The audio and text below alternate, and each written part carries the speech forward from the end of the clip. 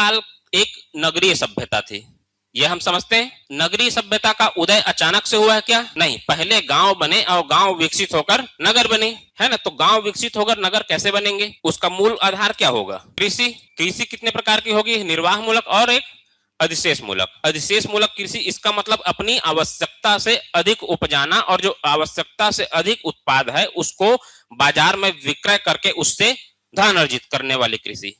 Clear है? Geography में शायद पढ़े भी होंगे, एग्रीकल्चर चैप्टर में जरूर पढ़े होंगे, तो अभी नहीं पढ़े तो अभी समझ लीजिए। अधिशेष मूलक खेती का मतलब अपनी आवश्यकता से अधिक उपजाना। अब अधिशेष मूलक मतलब उत्पाद अधिक है, तो उत्पाद अधिक है जैसे कि क्या है उसके पास? चावल है, ठीक, गेहूं है, और वो चूंकि उसके पास पशुपालन भी करता है तो उसके पास क्या है? चमड़ा भी है, हड्डी भी है उसके पास। अब इन चीजों का क्या करेगा वो? अपनी शिल्प कला से इसका गेहूं से क्या बनाएगा? आटा बनाएगा। चमड़े से क्या बनाएगा? जूता बनाएगा, अपना कपड़ा बनाएगा। तो इसका क्या बनाएगा वो? उत्पाद बनाएगा अपनी शिल्प कला के प्रयोग से। अब शिल्प कला का चूंकि विकास हो रहा है तो शिल्प कला से फिर जब वो उत्पाद बनाएगा उस उत्पाद को बाजार में क्या करेगा? विक्रय करेगा। तो विक्रय करेगा तो इसी क्रम में किस चीज का विकास होगा? व्यापार का विकास होगा। अब व्यापार का विकास हो रहा है तो व्यापार के विकास के लिए फिर क्या चाहिए? सील लगाने के लिए चाहिए ना, तभी तो पता चलेगा मेसोपोटामिया वालों को कि ये सामान जो है वो सिंधु सभ्यता से आया, और सिंधु सभ्यता वालों को तभी तो पता चलेगा कि ये जो सामान है वो ओमान से आया, बहरीन से आया, मेसोपोटामिया से आया, मिस्र से आया। तो वो एक मुहर का विकास होगा। अब एक पढ़ा लिखा वर्ग भी चाहिए जो कि इस सब का हिसाब किताब रख सके, तभी तो लिपि मिली है हमको कि एक पढ़ा लिखा शिक्षित वर्ग भी है। तो लिपि का विकास हो रहा है। लिपि का विकास, इसका मतलब क्या जानकारी हमको मिल रही है कि एक लेखक वर्ग भी मौजूद है जो कि पढ़ा लिखा है, जो कि लिखना जानता है। इसका मतलब है एक लेखक वर्ग भी है। अब व्यापार हो रहा है तो एक विशिष्ट वर्ग का, जैसे कि एक व्यक्ति है जो चमड़ा बनाते हैं, तो उसकी पीढ़ी दर पीढ़ी जब चमड़े से संबंधित काम करेगी तो उस पीढ़ी में एक विशेष कौशल, एक हुनर विकसित होगा जो कि चमड़े से संबंधित कार्य में विशेषज्ञता अर्जित करेगा।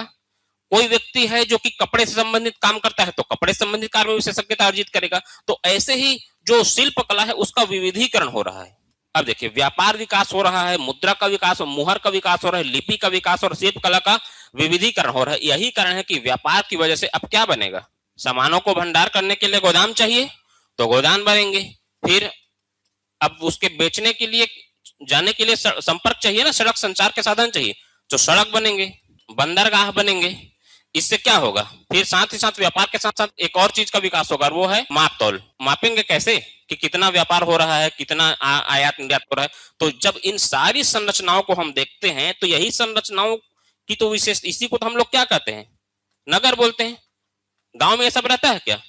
नहीं। तो नगरों का विकास इसी प्रक्रिया का एक पूरा परिणाम था। बात समझ में आई? हड़प्पा सभ्यता मूलतः व्यापार प्रधान अर्थव्यवस्था थी। एक बार समझ लीजिए, व्यापार प्रधान अर्थ। क्यों?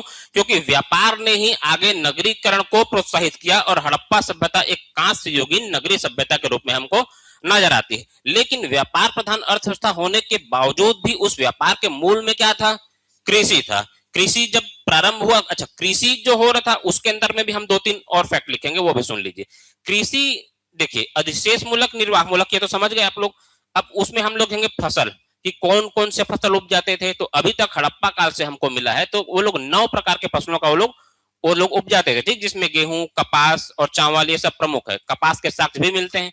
और हम देखेंगे कि वो हड़प्पा काल के लोग ही थे जिन्होंने सबसे पहले कपास उपजाना शुरू किया दुनिया भर में।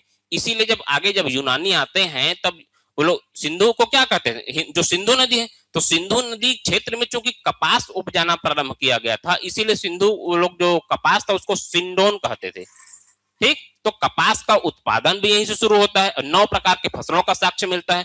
फिर हम सिंचाई की अगर बात करें कृषि के क्षेत्र में, तो सिंचाई के हमने सबसे पहले क्या पढ़ा? सोरतुघई पढ़ा था अफगानिस्तान में।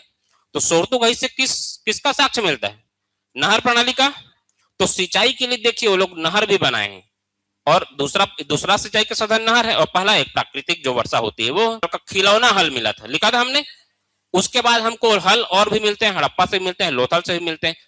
जो भी हमको हल मिलते हैं वो या तो लकड़ी का एक अवशिष्ट टूटा हुआ हल मिलता है, या तो हमको मिट्टी का मिलता है खिलौने के रूप में। लेकिन इससे ये तो साबित होता है कि हड़प्पा काल के लोग हल का प्रयोग खेती के लिए किया करते थे, ठीक। ये हो गया हल का प्रयोग। और कल पीछे कोई पूछ रहा था कि ये सब्जी काटने वाला, तो हंसिया का भी प्रयोग मिला है। क्लियर है? हंसिया का मिला है और सील बट्टा भी मिला है, लेकिन इसको मैं लिखवाऊंगा नहीं। सील बट्टा होता है ना, और वो जो होता है ना, वो जिसमें आटा पीसते हैं, हाँ चक, वो भी मिला है। तो ये सारी चीजें मिली हैं, और यहां तक कि जो चूल्हा मिला है, उस चूल्हे से जो लकड़ी मिली है, उस जो लकड़ी को जला देते हैं उसके बाद जो अवशिष्ट हिस्सा बचता है लकड़ी का, वो भी मिला है। तो सारा जो भी जीवन से संबंधित आप सोच सकते हैं वो सब कुछ हड़प्पा से हमको मिला है।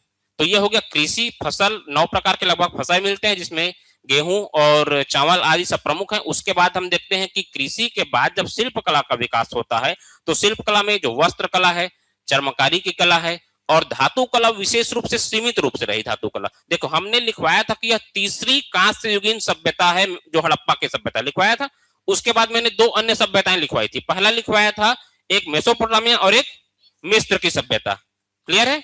तो कांस्य युगीन सभ्यता तो थी हड़प्पा सभ्यता, लेकिन हमको कांसे के सामान बहुत कम या सीमित मात्रा में, सीमित संख्या में मिलते हैं। ऐसा क्यों हुआ होगा? कांसा एक मिश्र धातु है।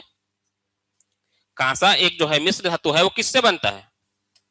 तांबा प्लस टिन। इसको 9:1 में मिला देते हैं तो क्या बनता है? कांसा बनता है। लिखेंगे नहीं, लिखवाऊंगा। कांसा बनता है। तो अब देखो, तांबा तो यहां पर था, ताम्र पाषाणकालीन संस्कृति में क्या पढ़ा था हमने? गणेश्वर से क्या मिलता है उसको? गणेश्वर वाले हड़प्पा को तांबे की आपूर्ति करते थे, पढ़ा था। उसके बाद हमने देखा था आहार संस्कृति। आहार को क्या कहा जाता था? तांबे वाली जगह। तो यहां भी तांबा मिलता था, राजस्थान के खेतड़ी से भी तांबा मिलता था। तो हड़प्पा के लोगों को भारत में तांबा तो आसानी से मिल जाता था, लेकिन उनके पास टीन नहीं था। टीन की कमी थी उनके पास। टीन वो लोग मंगवाते थे मध्य एशिया से, अफगानिस्तान से। तो टीन तो की आयात करना पड़ता है ना, तो टीन कम है। तो टीन कम है तो फिर कांसा कैसे बनाएंगे? कांसा ज्यादा बना सकते हैं क्या? नहीं बना सकते हैं कांसा। यही कारण है कि हमको कांसे की वस्तुएं सीमित मात्रा में मिलती हैं। क्लियर है? और फिर उन्होंने बाट या माप तोल प्रणाली का विकास किया व्यापार की आवश्यकताओं के क्रम में। तो 16 के मानक में बाट बनाते हैं वो लोग, 16, 64 ऐसे करके। तो बाट माप प्रणाली में एक रूपता दिखाई देती है। वो एक रूपता भी साक्ष्य है कि कोई न कोई एक शासक वर्ग रहा होगा। और चूंकि ये जब हम देखते हैं कि व्यापार प्रधान अर्थव्यवस्था है, इसीलिए जो हमने देखा था कल राजनीतिक व्यवस्था, उसमें देखा था कि राजनीतिक व्यवस्था का संचालन कौन करता था, इसकी जानकारी हमें नहीं है। लेकिन एक अनुमान और एक जो सर्वमान्य मत यह है कि जरूर इसका संचालन व्यापारी वर्ग के हाथों में रहा होगा। क्यों? क्योंकि व्यापारी वर्ग अगर संचालन करेगा तभी इतनी सक्षम व्यापार प्रणाली का विकास वो कर सकेगा। क्लियर है? तो ये हो गया हड़प्पा कालीन धर्म और हड़प्पा कालीन अर्थव्यवस्था की पूरी कहानी, पूरा कॉन्सेप्ट। अब हम इसको लिखेंगे, उसके बाद हम देखेंगे हड़प्पा के पतन की बात।